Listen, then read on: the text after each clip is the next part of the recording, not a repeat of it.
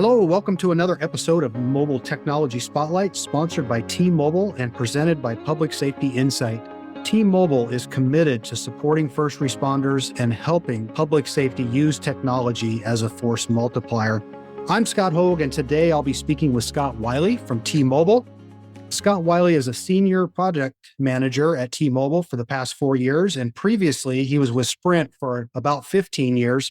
He's been on the push-to-talk product for about 14 years, has a tremendous amount of experience in this area. And we recently had the opportunity to talk with Scott at IACP in San Diego a few weeks ago, where he was introducing a new product called Direct Connect. And there was a tremendous amount of interest as we watched him talking about this new product. And so we thought, what a perfect opportunity to talk to Scott today and record this podcast. And we're really excited about learning more about this new technology.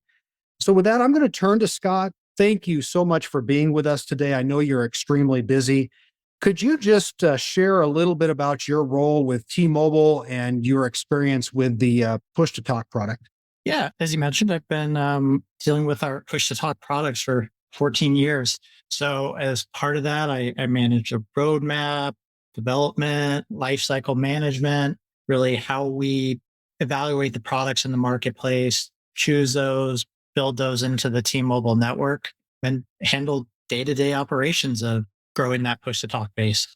Push-to-talk has been popular for some time. It's really for emergency services, public safety. It's become something that they turn to quite regularly. Could you tell the audience, someone that maybe doesn't know a whole lot about push-to-talk, what is it, how does it work, and what benefits does it provide?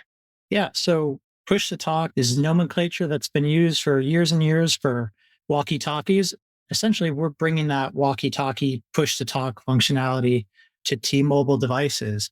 Why you do that is with a phone call or text messaging, you're typically limited to one person or a group that you've created in text messaging. When it comes to push-to-talk, you can press a button and you can get hundreds of people into a call at one time. So it's really about time efficiency, being able to relay an intent, how important something is, and especially in the first responder space, push to talk's their lifeline, right? They've got a walkie-talkie on their hip and they can press that button and get instantly to their dispatcher. So we're essentially doing that exact same service, but running on our cellular network. You sort of hit on it lightly, but instant communication is really critical for public safety, to have that lifeline back to dispatch or back to, other officers or fire service, whatever it is. How does PTT expand on existing land mobile radio systems? How does that work? When it comes to push to talk over cellular, which is how I'll define this category, Direct Connect, we're running on the cellular network. We can do one-to-one calls, group calls, but we can also bridge that communication that's happening on our cellular network, on our cellular devices. And we can bridge that audio, those audio talk groups, back to almost any land mobile radio system out there in the marketplace today. There's a bunch of different mechanisms to do that, but essentially we can work with you to bridge a channel on your land mobile radio system and bring that into a talk group in our push to talk system. Essentially, any communication that comes out of a standard land mobile radio could come out of our Direct Connect application. And that takes me to my next question is, we talked about the benefits of Direct Connect a little bit. How is it configured? How does that actually happen? Not to get too technical, but can it be connected to their land mobile radio system fairly easily? Or is that, what does it take to do something like that? There's a couple ways to do it. The easiest, quickest is using a technology called ROIP, radio over IP. Essentially, we just take a donor radio from an agency, and then that audio is bridged out of the radio into our push-to-talk platform to allow that channel to talk group communications. There's much more elaborate ways using the ISSI connection that any standard P25 system. And also, if an agency has a console system, we also can connect to the console system using the CSSI standard. So multiple mechanisms. We really work with the agency to see how they want to start with one channel, we'd start with the VoIP. If we are talking a whole statewide system, well, that's when you come in and do an ISSI connection. And they can connect this to multiple LMR, land mobile radio channels. Isn't that correct? To where they could have this going over several different frequencies if they wanted to. Correct. Yeah. It's not limited to just one channel. You could do all 16, 96 channels. It's really about just having the equipment, the cabling, and making those connections. We're not really limited there. The other thing that I found interesting in looking at this is that Direct Connect offers activity monitoring. Can you tell us a little bit about this and what are some of the other benefits that Direct Connect offers? When it comes to activity monitoring, we have a screen in the application where you can see where people in your talk group are located. If you're a supervisor, we've got emergency calling now. So you can press a red emergency key on a device, bring that attention to your talk groups, to your manager, your dispatcher. They'll know where you're located. Also have ability to breadcrumb where someone's been. As we invest into this product and move into to mission critical PTT features, where we'll be layering in ambient and discrete listening, where a dispatcher can turn on the mic if they think that there's a problem and they can actually hear what's going on for that situational awareness. Excited to be able to roll that feature out soon.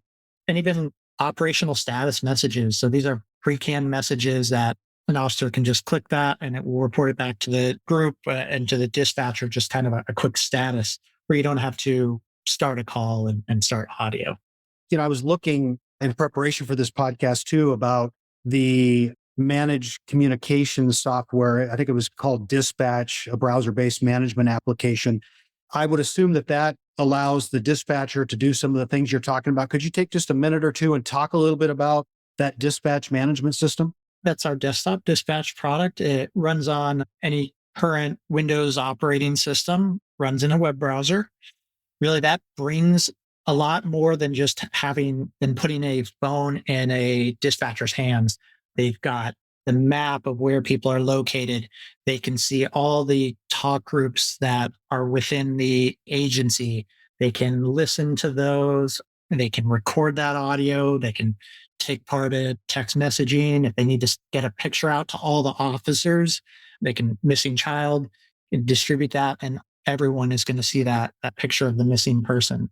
So desktop dispatch really adds a lot of functionality, but brings that to that desktop dispatch environment. So the dispatcher could just have that up on the screen and have that contact with the field and have that awareness. I was really impressed. I spent a little time looking at that, and I think there was over 200 pages of different features and options for a user, and some of them in there like discrete listening. And I think from an officer safety standpoint or from a firefighter standpoint, if a dispatcher can't reach someone, to be able to discreetly listen in, there was some other features as well that I just thought were really potentially a big benefit. Yeah, that discrete listening, ambient listening are great features. Or even if a device went missing, being able to instantly shut the PTT traffic off to that device so that others aren't privy to communications that they don't want others to hear. That's another great feature that we have in the product. So I know that Samsung has the Xcover 6 Pro with a physical button on the side of it. Can this be configured to work with this Direct Connect product and give it sort of that radio-like experience? Yeah, the Samsung Xcover 6 Pro is one of our lead Direct Connect rugged PTT devices. Of course, it's a little bit more rugged. It has both a red emergency key for that emergency PTT calling functionality, as well as a large PTT key. We work with Samsung, and so essentially that button is assigned to the Direct Connect app. And we really bring that push to talk experience of an LMR radio to the phone. And what we can do in the settings is make that PTT key so that it works if the phone screen's off, if the phone is locked, and assign who's going to be contacted when that button's pressed. So you don't have to unlock, bring the app to the foreground and select who you're going to contact. You can just have that key so it's always ready to go and always contacting the main channel or the main talk group or back to the dispatcher. That's what we've done really to make sure that our rugged PTT devices behave like a standard LMR radio that officers are used to. What about accessories? Are there accessories that to enhance that user experience to make it, like you just said, like a more like an LMR radio? Yeah, and accessories is really an important play for PTT on cellular. There's certain devices that we range, like Sonum devices that have special ports and screw-in accessories so that the like a remote speaker microphone can't be removed from a device. But then when you look at a device like an iPhone, Apple's not going to build us a big robust connector for a remote speaker microphone, but we lean into the Bluetooth and Bluetooth low energy products. So there's Bluetooth remote speaker microphone, Bluetooth PTT keys. Apple's aware of this and working on a push to talk framework to properly send that audio to AirPods. If you need kind of a discrete undercover way to use push to talk and hear that through your AirPods, accessories are very important for making the push to talk experience as close to an LMR radio as possible. I'm thinking as we're sitting here talking about what a big benefit this would be, I'm thinking about disaster response. You're a small to mid-size or even a large agency and you have a disaster and you have partner agencies coming from either around you or from adjoining states. Literally, if you had this set up in advance, you could very easily, with giving them, access to your LMR as they show up, they wouldn't even have to have a portable radio from your system. I mean, wouldn't that be a big benefit to an agency? Yes, that is a great benefit. You don't even have to be on a T-Mobile device. So, an agency could have extra spare devices. We have special devices by Ciata that are actually an LMR replacement device. So it just connects to the cellular network. It's just a push to talk device. So agencies could have those. They can also prearrange or add licenses for direct connect. So if another agency was coming in, they can just distribute usernames and passwords to all those devices on any carrier. They download the T-Mobile Direct Connect app, log in with the username and password. And when that app logs in, it's going to go into the talk groups, get the contacts that they need. That's something that can be pre-planned and deployed, or very quickly, if it's not planned ahead of time, they can add those licenses. So imagine that agency already has their LMR system bridged in with the Direct Connect system. Then they can now bridge that with other agencies just by sharing more client licenses of the Direct Connect app. Yeah, I know when I was police chief, we had, I'm going to say 10 or so radios. I mean, we were a mid-size agency, 10 or more radios that we had purchased just for this type of situation. If we had another agency come in to assist, and you're talking $6,000 a radio, and you're having to maintain those and keep them up to date. That's a huge expense. And what you're talking about, for pennies on the dollar, you could have disaster ready communications option that basically could be scaled to any size, is the way I hear this. Yes, you're correct. And that's one of the reasons why bridging an LMR system with push to talk over cellular, it's a lot cheaper to add more subscribers, increase the coverage, and have that flexibility where you're not just storing really expensive equipment in a closet. You've got quicker ways to deploy instant communications. Yeah, I want to transition real quick to reliability. All police officers, all firefighters, all EMS personnel, their radio is their lifeline. That is one of the most critical pieces of equipment that they have on their belt, or the mic on the chest. And I hear officers say all the time that I'm never going to get rid of my LMR radio because of the reliability, and cellular doesn't have that reliability.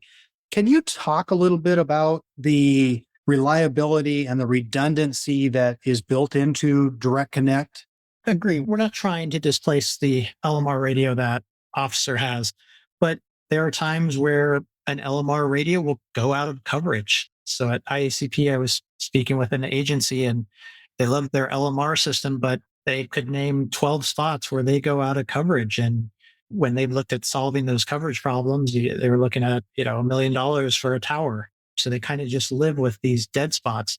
So there's an opportunity where if they're bridged, they could also have a T-Mobile Direct Connect device that is powered on or used when they go into those areas where their LMR radio doesn't work. But as far as reliability and redundancy, this product is integrated into our network. It is geo redundantly backed up. So if we had a data center outage, the traffic is going to fail over to the other data center. So that's really that redundancy that we built into the product. And reliability, we run on our cellular network. Maintaining the cellular network and coverage is T-Mobile's most important thing that we do to make sure that we've got the most robust coverage. Bringing push to talk onto that network has been very important. And what we've done is we've actually prioritized the Direct Connect service so that if there is an authorized user, so any first responder, they would leverage our wireless priority service, which elevates the priority, gives the push to talk service preemption. That's very important to us. We want our first responder agencies to know that wireless priority service and our Direct Connect service work hand in hand, and benefits that we give first responder agencies, qualified agencies that qualify for wireless priority service, they're going to get that same priority with our Direct Connect push to talk service.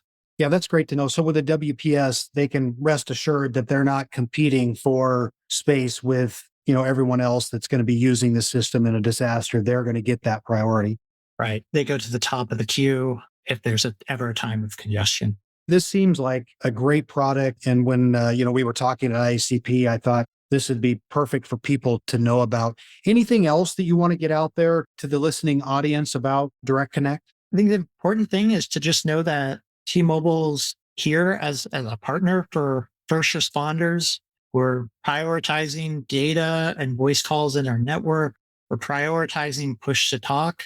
We're partnering with the industry leaders for these services. And we're anxious to have conversations of how we can augment and help give first responders additional solutions for their needs, whether it's push to talk or beyond that. In researching this podcast, I went to T-Mobile's website, typed in Direct Connect. There's a plethora of information out there on Direct Connect. If someone is interested in knowing more about this, they could go to the website. Do you have any more information, Scott, about how they could get information on Direct Connect other than the website? When it comes to an agency wanting to reach out directly, the best way for them is to, on the web page, they can fill out their information, send that, and that will match them with a sales representative that can reach out to them, have discussions, bring in solution engineers to talk about the solution that T-Mobile has. So to really start that dialogue. Well, Scott, thank you so much for taking the time. I know you're extremely busy with this product rollout.